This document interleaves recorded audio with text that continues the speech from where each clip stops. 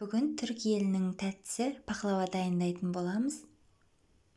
Видеоны соңына дейін қараңыздар.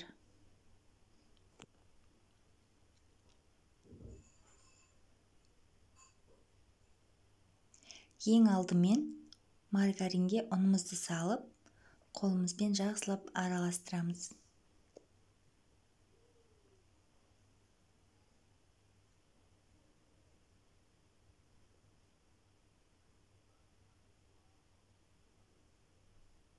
Осылай қолымызбен араластырамыз.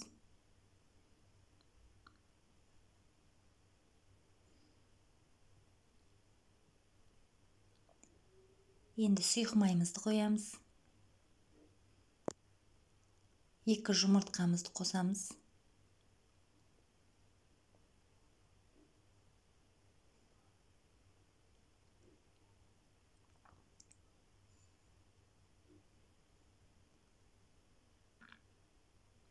Және қамыр қосқышымыздан 1 қасық саламыз.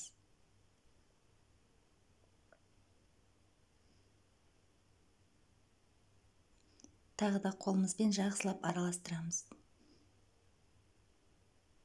Бізде осындай жұмсақ қамыр дайын болды.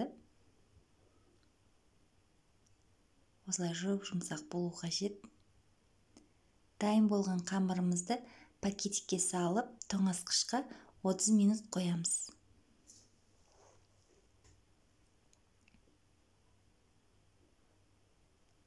Бізге осындай орех қажет болады. Егер сіздерде блендер болмаған жағдайда, осы видеодағыдай мен сияқты оқтауменен жасасаңыздар болады.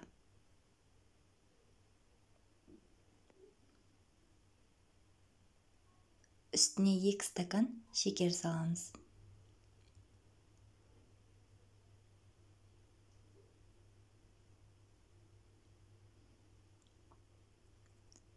Жақсылап араластырамыз.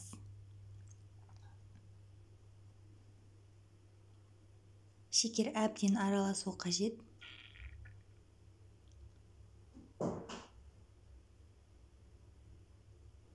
Осылай араластырамыз.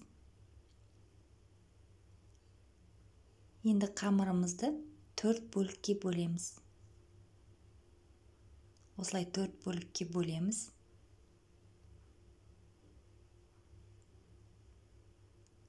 Аз ғана ұн сеуіп, жұқалап жаямыз.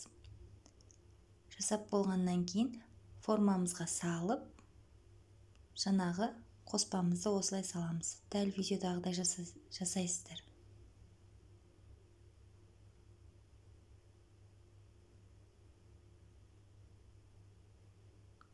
Соңғы қамырымызды бетіне салып болғаннан кейін осылай жандарын біріктіріп шығамыз.